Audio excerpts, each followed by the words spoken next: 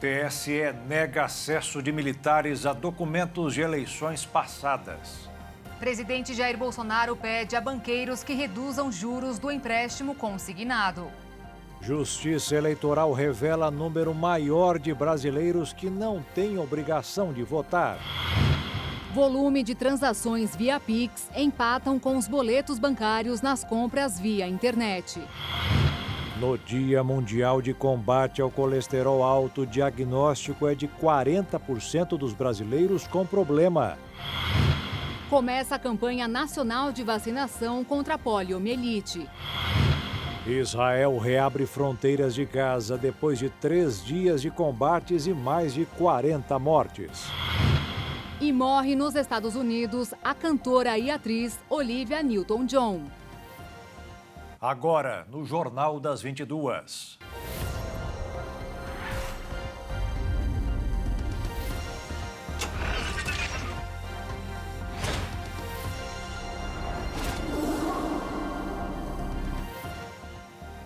Olá, boa noite. Boa noite.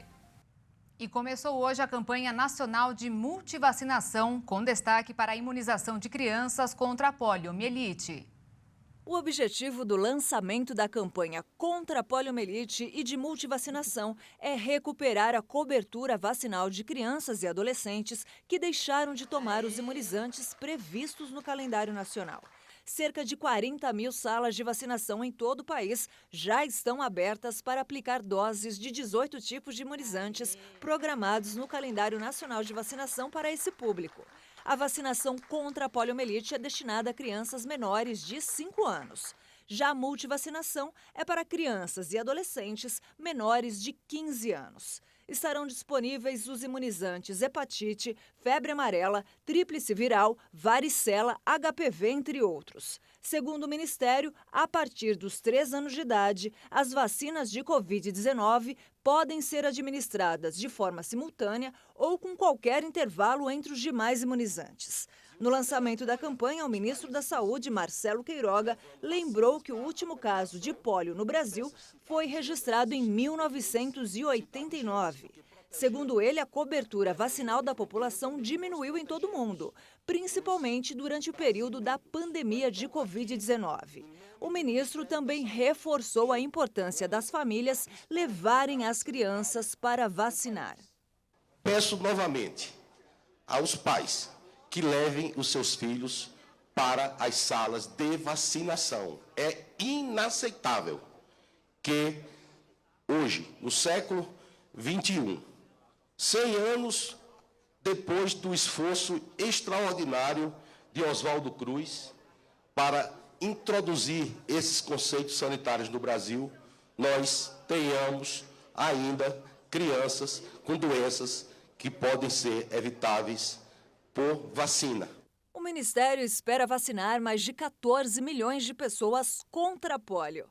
Todos os imunizantes ofertados têm registro pela Agência Nacional de Vigilância Sanitária. A campanha termina no dia 9 de setembro. A Receita Federal alerta para um golpe que anuncia produtos com preço baixo, dizendo que se trata de mercadoria apreendida na alfândega. Mas, no caso, a venda é falsa. Estelionatários estão usando o nome da Receita Federal para aplicar golpes na internet. Através de links patrocinados, os golpistas anunciam produtos com preço abaixo de mercado, dizendo que se tratam de apreensões da alfândega. A Receita Federal alerta, no entanto, que as alfândegas não realizam a comercialização de qualquer tipo de produto. Portanto, se você se deparar com um link desse tipo, não clique e desconfie de todo produto à venda com preço abaixo de mercado. E um novo levantamento mostrou que o número de golpes que roubam informações bancárias quase dobrou no Brasil. Um levantamento feito por uma empresa de cibersegurança mostrou que entre janeiro e julho deste ano ocorreram mais de 5 milhões de tentativas de golpes no país. No mesmo período do ano passado, foram pouco mais de 2 milhões de tentativas, ou seja, um crescimento de mais de 97%. Ainda segundo a pesquisa, o golpe conhecido como phishing bancário está entre os mais aplicados. Os criminosos enviam um link para o usuário e, através dele, roubam as informações bancárias armazenadas no dispositivo da vítima. Outro levantamento feito pela Serasa Experian mostrou que, em maio de 2021, mais de 331 mil brasileiros foram vítimas de algum tipo de fraude, sendo mais de 53% das ocorrências realizadas a partir de crimes como a utilização indevida de identidade e a abertura de contas ou emissão de cartões sem autorização. De acordo com especialistas em cibersegurança, além de ter aplicativos de segurança instalados nos dispositivos, é importante desconfiar de qualquer mensagem que ofereça alguma vantagem ou premiação, incluindo o retorno de Pix. Também é preciso ficar atento a qualquer movimentação bancária diferente e realizar a troca de senhas com frequência. Nos 6 primeiros meses do ano, mais de 30 mil pessoas conseguiram uma oportunidade no mercado de trabalho no estado de Mato Grosso do Sul. Um número 12% maior que o registrado no primeiro semestre do ano passado. Na capital Campo Grande, mais de 60% dos empregados foram pessoas com menos de 24 anos. No mês de junho, foram criados 4.196 postos de trabalho em Mato Grosso do Sul. O setor de serviços foi o que mais contratou, com saldo positivo de 1.466 vagas. Segundo dados do CAGED, o segundo setor que mais empregou foi da agropecuária, seguido pelo comércio, a construção civil e a indústria. No total, de janeiro a junho, foram gerados 30.172 empregos no estado, número 12% maior que o registrado nos 6 primeiros meses do ano passado e o quarto melhor índice de crescimento entre todos os estados brasileiros. A capital responde por 28% das contratações no período. Já nos primeiros 6 meses, os números indicam que podemos e acreditamos vamos superar os números positivos do ano passado. Então, vaga tem, oportunidade tem. Na capital foram gerados 8.268 postos de trabalho no primeiro semestre deste ano. Um dado que chama a atenção é a faixa etária dos trabalhadores contratados. Mais de 62% têm idade entre 15 e 24 anos. Ou seja, os jovens estão tendo mais oportunidade de conseguir um emprego formal com carteira assinada. A Ana Letícia, de 21 anos, faz parte desta estatística. Ela conseguiu um emprego de monitora em uma escola infantil. Está feliz da vida, pensando até em fazer uma faculdade de pedagogia para crescer na área. Eu tenho energia, eu tenho vontade de trabalhar, eu gosto do que eu estou fazendo. Então, assim, é muita vantagem. Eu posso aprender, eu posso crescer na empresa, eu posso agregar coisas à empresa. Para o diretor-presidente da FUNSAT, as empresas estão atentas às qualidades dessa nova geração. Os empresários têm tido essa consciência de que se ele não oportunizar o jovem, não vai adquirir experiência.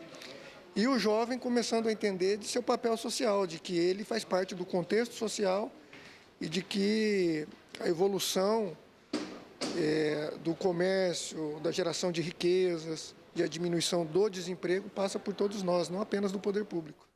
E veja a seguir, presidente Jair Bolsonaro pede a banqueiros que reduzam os juros do empréstimo consignado. E ainda, volume de transações via Pix empataram com os boletos bancários nas compras via internet.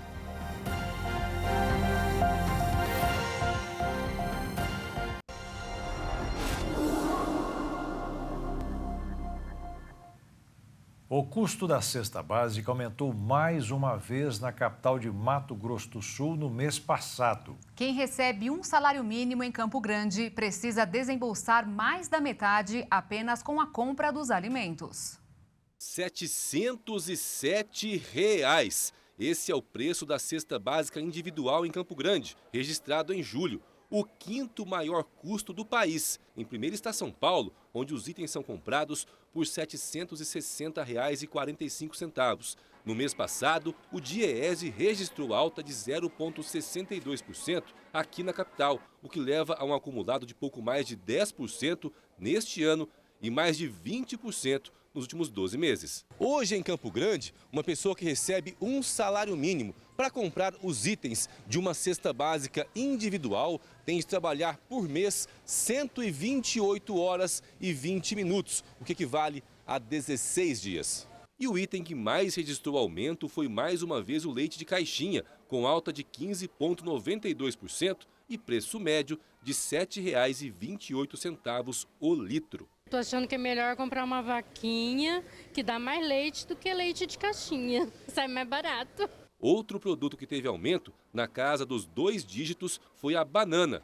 Por outro lado, outros 2 itens impediram uma alta mais acentuada. Batata e tomate, pelo 3º mês consecutivo, estão em retração de preço. A gente já viu cotação de tomates, por exemplo, a R$ 1,99 o quilo. A batata registrou queda de 14,79% e o tomate 14,37%. Conforme a economista do Diese, normalmente entre abril e agosto a cesta básica tende a registrar quedas, mas desde junho há uma sequência de altas. A gente continua com a pandemia da Covid, temos um outro surto de uma outra doença, que é essa varíola dos macacos. A gente tem um cenário econômico que já era desafiador e com mais esse complicador na saúde, e além dos problemas de safra. Aqui no Mato Grosso do Sul, por exemplo, nós já estamos há muitos dias sem chuva.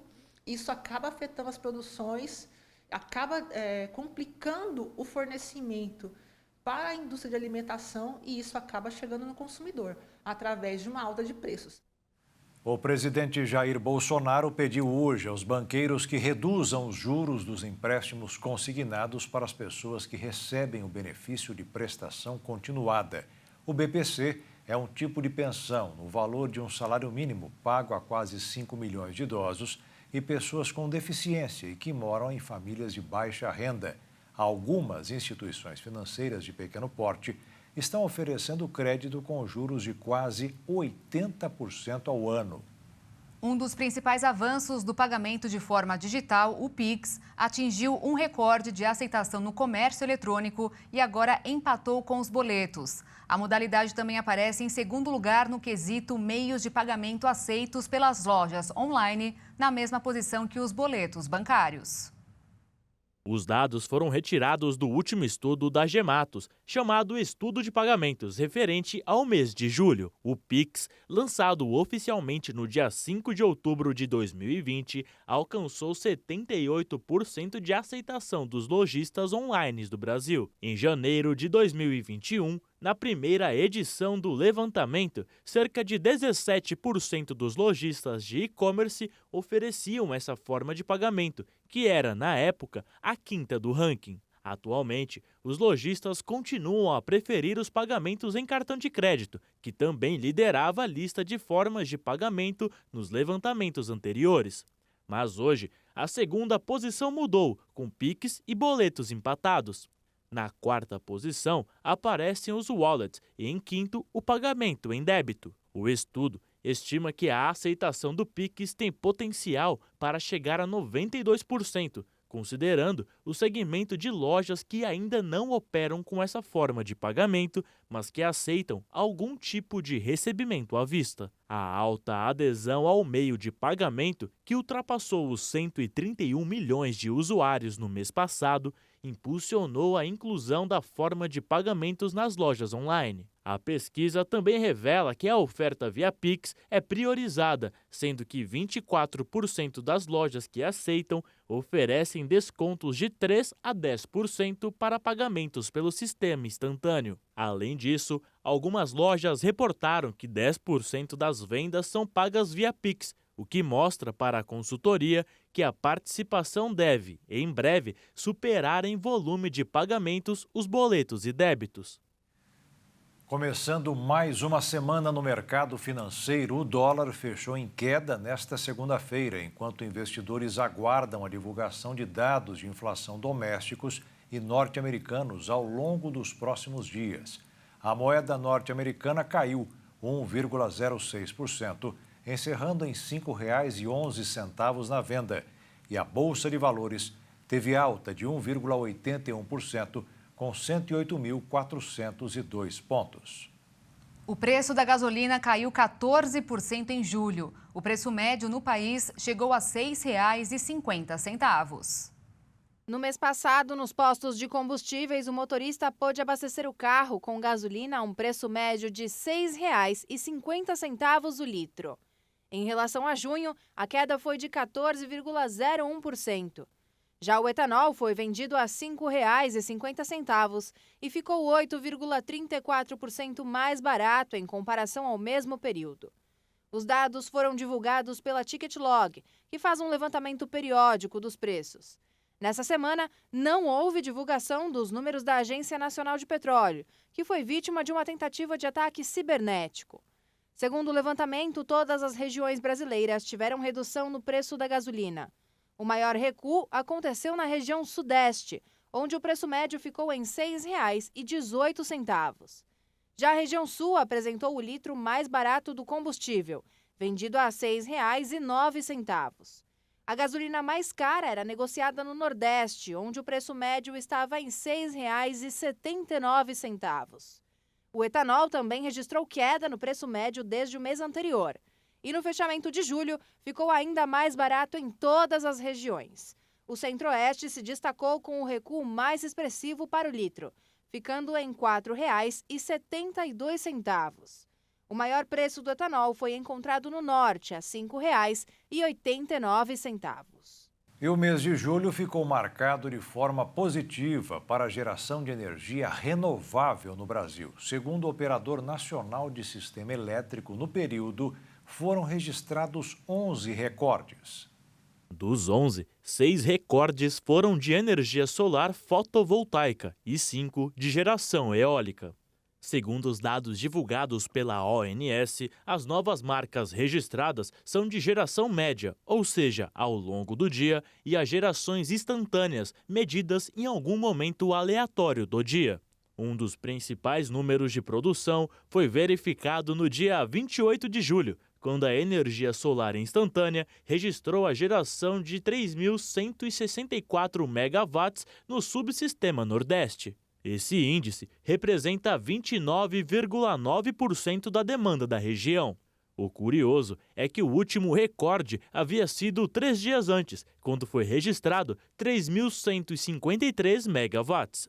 Outra que agregou números importantes foi a fonte eólica de geração de energia, ao apurar 14.539 megawatts no dia 31 de julho, representando 116,1% da demanda da região. Os números superaram as marcas do dia 24 de julho, com 14.473 megawatts.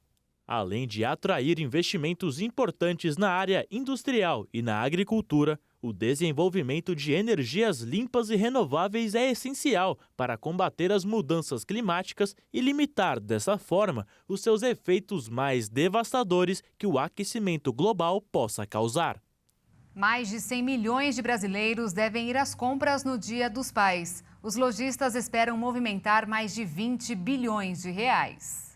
A Confederação Nacional dos Dirigentes Lojistas está otimista com a chegada do Dia dos Pais. A estimativa é que as compras para o segundo domingo de agosto movimentem o comércio brasileiro. E a previsão é de que 63% dos consumidores comprem presente no Dia dos Pais este ano. Isso significa que cerca de 100 milhões de filhos pretendem gastar na data. A estimativa é que os gastos somem mais de 24 bilhões de reais. E apesar dos números expressivos, a pesquisa demonstra que o consumidor está atento ao orçamento. 8 de cada 10 brasileiros, aproximadamente 78%, prometem pesquisar os preços para economizar antes de fechar o negócio. Assim como em 2021, as roupas correspondem à maior parte das intenções de compra para a data, 54%. Em seguida aparecem os perfumes e cosméticos, 37%. E a maioria dos consumidores, 78%, pretende pagar o presente à vista para não acumular dívidas. Na semana passada, noticiamos aqui no Jornal das 22 que uma empresa canadense de doces estava à procura de candidatos para experimentar 3.500 guloseimas por mês em casa e ganhando nada mais nada menos que R$ 400 mil no ano. E a saga de vagas inusitadas continua. Agora é uma empresa americana de colchões que está em busca de alguém que queira dormir em ambientes inesperados pelo mundo e tem como pré-requisito incluir uma capacidade de sono excepcional. Ganhar dinheiro dormindo durante o expediente de trabalho parece até brincadeira. Mas a empresa Casper criou uma vaga para quem ama dormir. Com o título Casper Sleepers, algo como dorminhocos da Casper, a descrição do anúncio diz: o candidato dos sonhos tem que ter capacidade de sono excepcional, desejo de dormir o máximo possível, disposição para estar na frente ou atrás da câmera capturando conteúdo, capacidade de dormir com qualquer coisa, paixão por compartilhar e falar sobre todas as coisas de dormir através dos canais sociais da marca e residir na área de Nova York, preferencialmente, mas não obrigatório. Para se candidatar, é preciso ter mais de 18 anos, habilidade de disseminar conteúdo nas redes sociais e adotar como dress code o pijama, mas também se quiser. E veja a seguir, TSE nega acesso de militares a documentos de eleições passadas. E veja também, Israel reabre as fronteiras de Gaza depois de 3 dias de combates e mais de 40 mortes.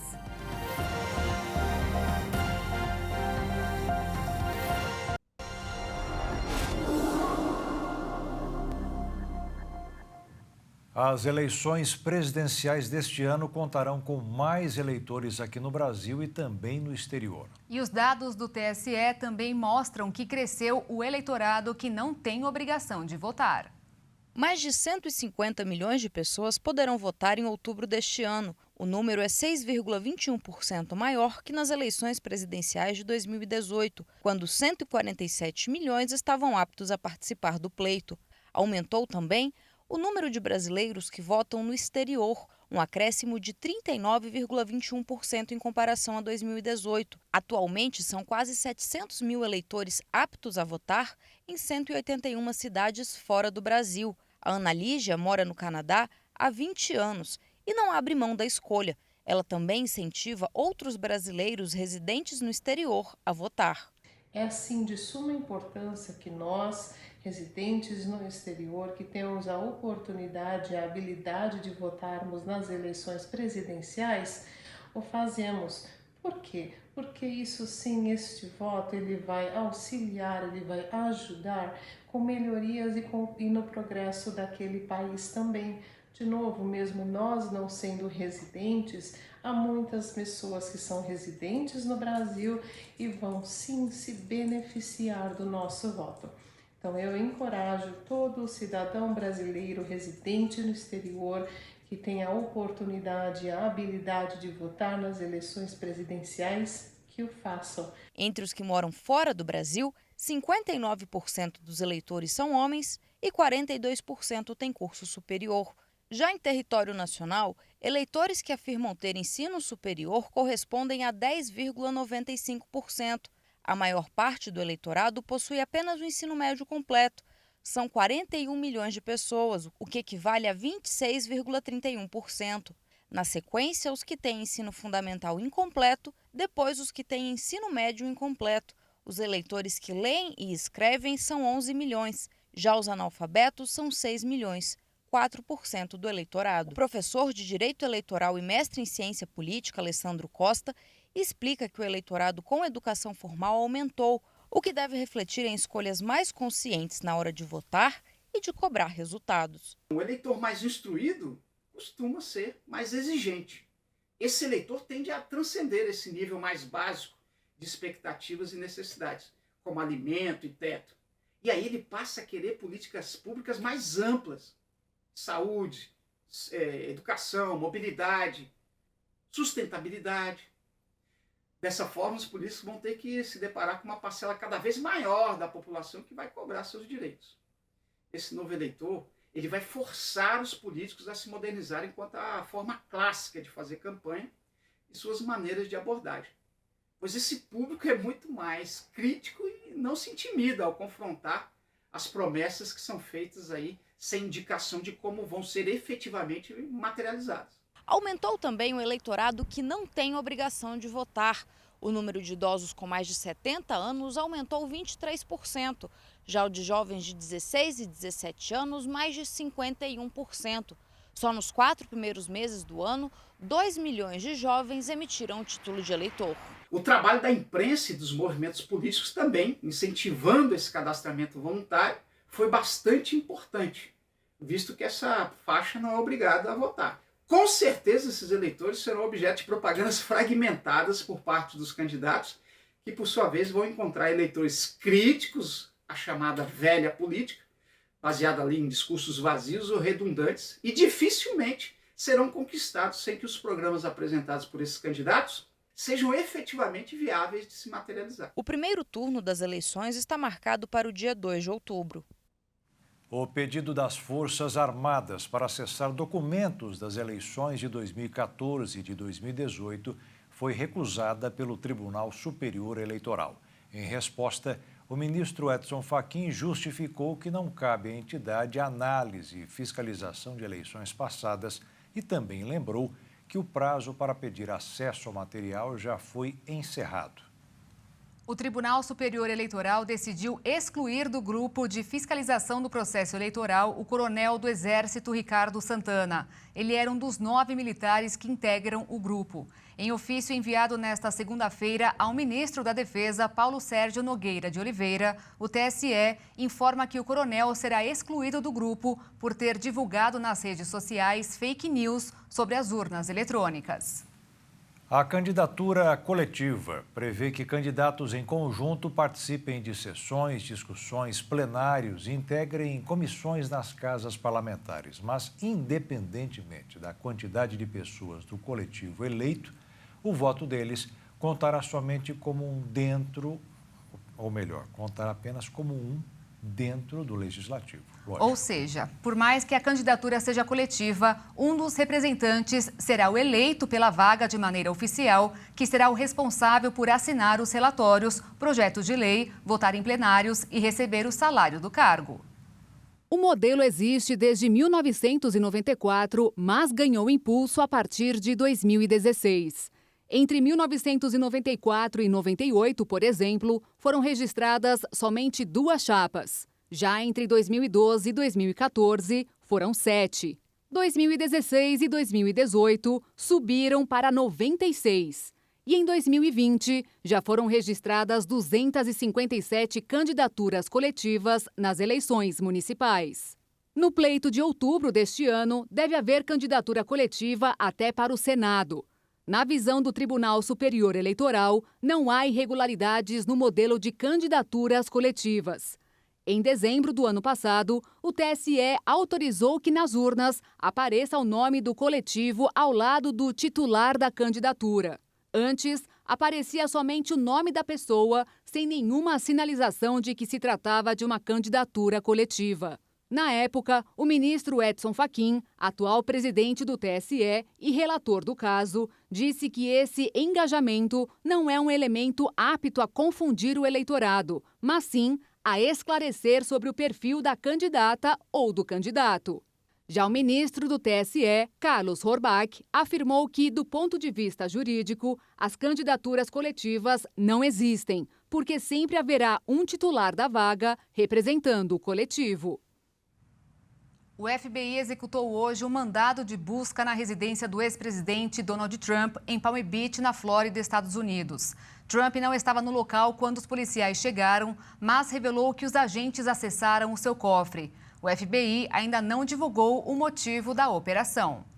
Após anunciar um cessar-fogo, Israel reabriu nesta segunda-feira a fronteira com a faixa de Gaza e a única central de energia elétrica do território palestino retomou suas operações. Os bombardeios se estenderam por 3 dias e deixaram 44 pessoas mortas, incluindo 15 crianças e 4 mulheres.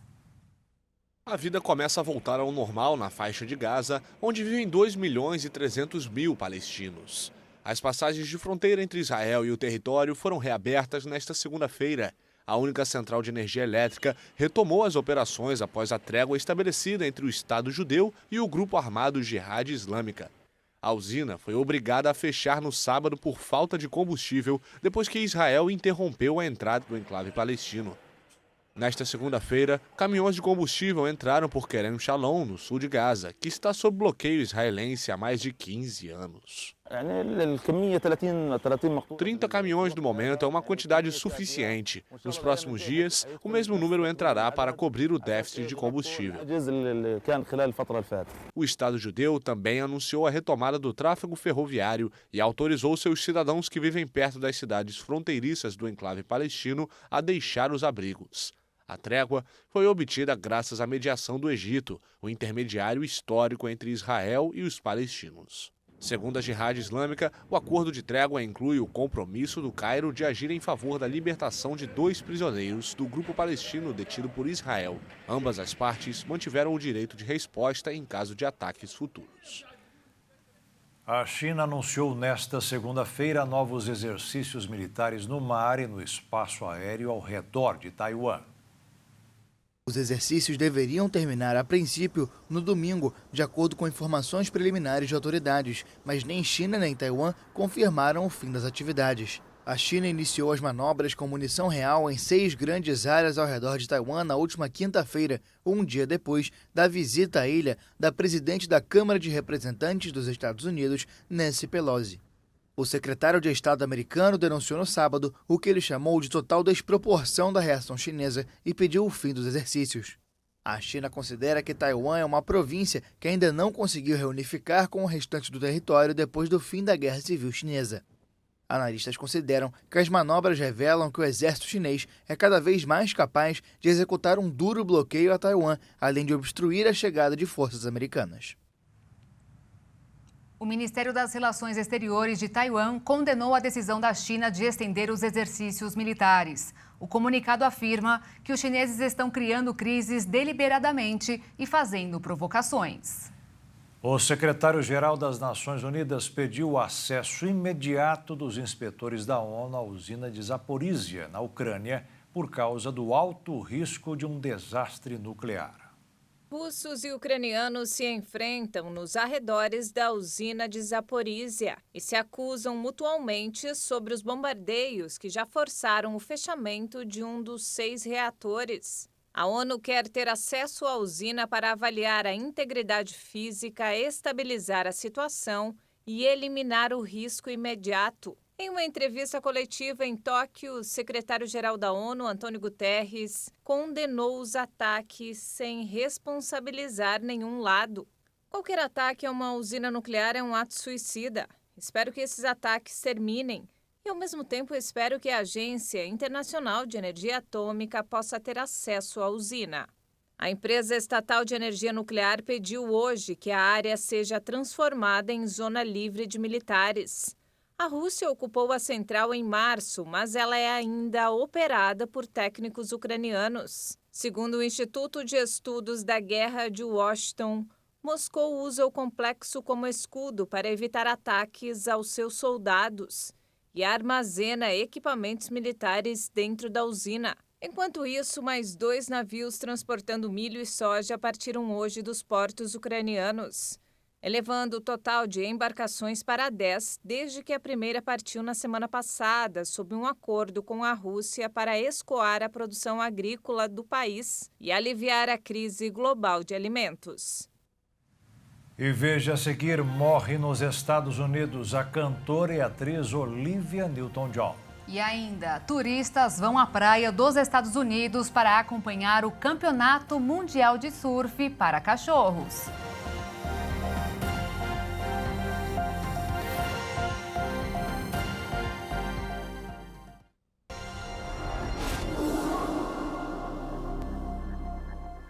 A Austrália é um dos países com as maiores taxas de câncer de pele do mundo por conta do sol intenso na região da Oceania. O número de raios solares no território australiano, por exemplo, é o dobro do registrado no Reino Unido e nos Estados Unidos. Para diminuir esses índices, o governo apostou em diversas campanhas de incentivo e os resultados têm sido positivos. O câncer de pele se tornou uma doença comum para os australianos e passou a ser chamado como câncer nacional. Todo esse calor faz com que o litoral do país seja muito requisitado por turistas na época de verão e aquecem a economia do país. Mas nem tudo são flores. cientistas descobriram que o bom cuidado da pele na infância e na adolescência pode evitar o aparecimento da doença no futuro.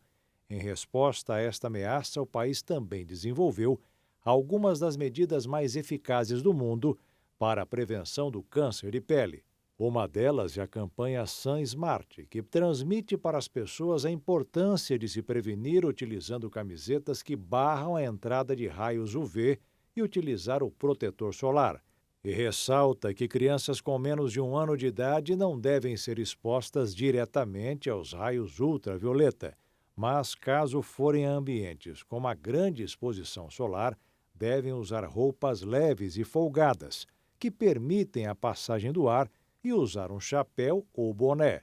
Esta é considerada uma das campanhas de saúde comunitária mais bem-sucedidas do país e vem ajudando a diminuir a taxa de câncer de pele na Austrália desde 1980.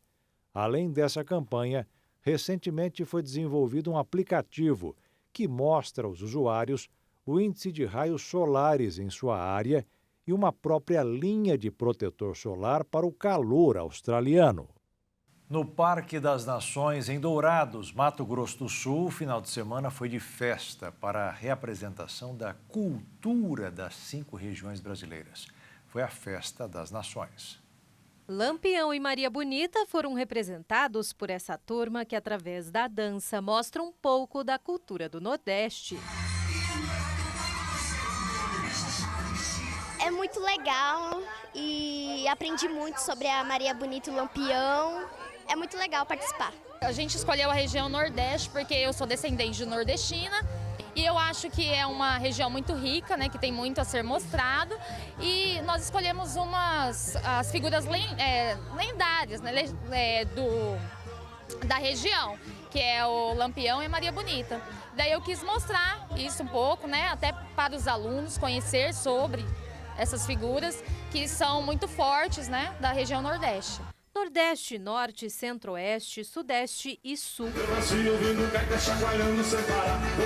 A riqueza do Brasil de ponta a ponta foi levada ao palco pelos alunos da Escola Professor Antônia Cândida de Melo, que fica no bairro Parque das Nações 2, em Dourados.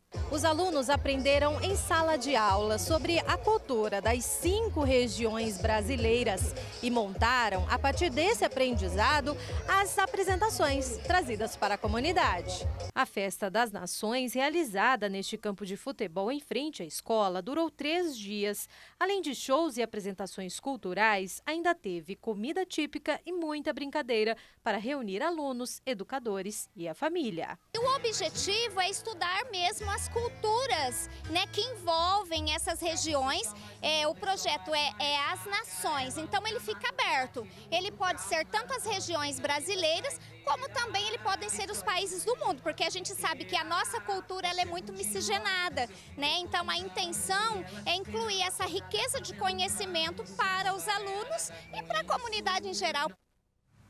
A atriz e cantora britânica naturalizada australiana Olivia Newton-John morreu hoje aos 73 anos de idade em um rancho no sul da Califórnia. Ela foi protagonista do filme Grease e teve uma carreira de sucesso na música.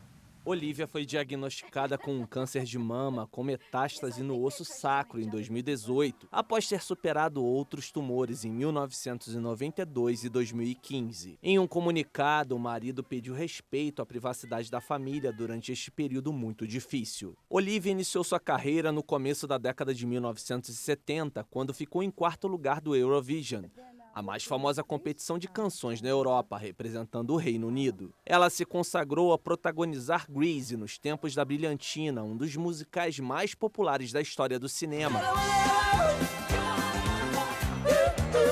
Um roteiro sobre um grupo de adolescentes e um romance vivido pelo casal Sandy e Danny. No filme, lançado em 1978, ela contracenava com John Travolta.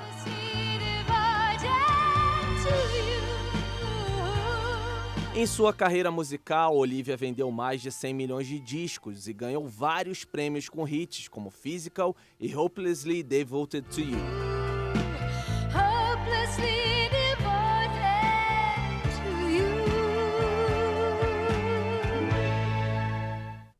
O Senado dos Estados Unidos aprovou um projeto de lei bilionário que será destinado a combater as mudanças climáticas, reduzir os preços dos medicamentos e aumentar alguns impostos corporativos. A aprovação do pacote, que custará 430 bilhões de dólares, cerca de 2 trilhões de reais, pode ser considerado como uma vitória para o presidente Joe Biden. A sessão, que teve 2 dias intensos de debates e esforços dos republicanos em barrar o pacote, finalizou a sequência de promessas que o presidente norte-americano tanto divulgava. A votação foi bem acirrada e o pacote passou por apenas um voto, encerrado em 51 a favor e 50 contrários. Agora, a ação enviará a medida para a Câmara dos Deputados, que prevê fazer a votação da proposta na sexta-feira. Caso também seja aprovada, será enviada para a Casa Branca e aguardará a assinatura de Biden. Os partidários pró-governo afirmaram que a aprovação ajudará a reduzir a inflação, já que a medida se paga e reduz o déficit federal ao longo do tempo.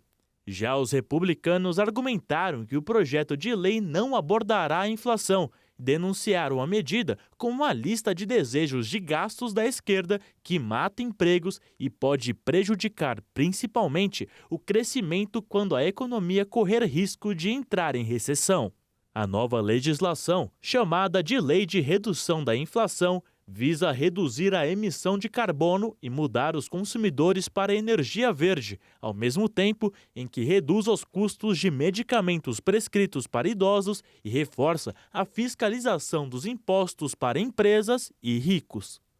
Cientistas canadenses e norte-americanos conseguiram pela primeira vez demonstrar como teletransportar uma pessoa de um ambiente para outro através da tecnologia.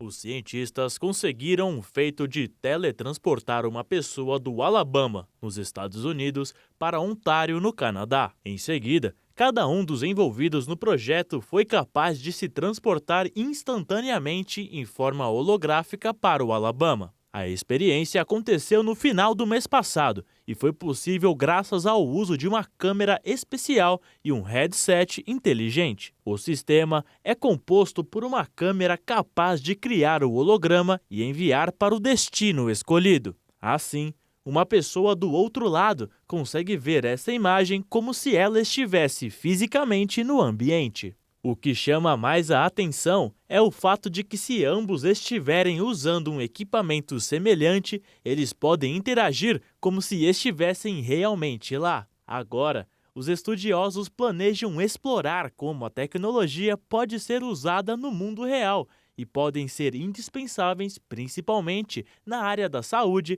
fazendo com que os médicos possam fornecer assistência para pessoas em ambientes remotos e rurais. Além disso, eles estudam a possibilidade de integrar ao sistema sensores capazes de monitorar a frequência cardíaca e a saturação de oxigênio. Ao que tudo indica, o que sempre acompanhamos em filmes de ficção científica pode estar um pouco mais próximo de se tornar real. Voltando ao mundo real, o Campeonato Mundial de Surf de Cães levou pessoas de diversas idades até uma praia da Califórnia, nos Estados Unidos. O litoral oeste dos Estados Unidos foi invadido por diversos cachorros nesse fim de semana no tradicional Campeonato Mundial de Surf Canino. De raças diferentes, os surfistas de 4 patas competiram em categorias de acordo com o tamanho, em grupos pequenos, médios e muito grandes. Assim como nos principais torneios de surf, os cães também foram julgados em diversas categorias, que analisavam alguma plasticidade nas manobras, duração da bateria, posição do animal em cima da prancha, além do tamanho e força da onda. O campeonato, que acontece desde 2016, além de proporcionar momentos únicos de seus tutores com seus bichos, também dá aos cães resgatados a chance de encontrar um novo lar. Para um dos organizadores do torneio, o surf é uma experiência de união incrível e fortalece os laços de amizade entre o cão e seu dono. Ele também relatou que no começo os pets até sentem um pouco de medo, mas depois que vira rotina, o medo vai embora e a vontade de viver com adrenalina fala mais alto. O grande nome dessa edição do torneio foi a Cherry, uma fêmea da raça Pitbull Dog francês, que embora não tenha conquistado a medalha de ouro em sua categoria, roubou a cena com seu jeito despojado de atuar e conquistou diversos fãs. Após o final da bateria, a cachorrinha postou em suas redes sociais, onde possui uma série de seguidores, uma foto exibindo sua medalha. E, aliás, enquanto a disputa era realizada na água, outras competições aconteciam na areia, como a famosa Dog Beach Fashion, que escolhe o cachorro mais bonito do país. E o Jornal das 22 termina aqui. Obrigada pela sua companhia, um ótimo fim de noite, início de semana para você e até amanhã. Uma boa noite e fique na paz. Tchau.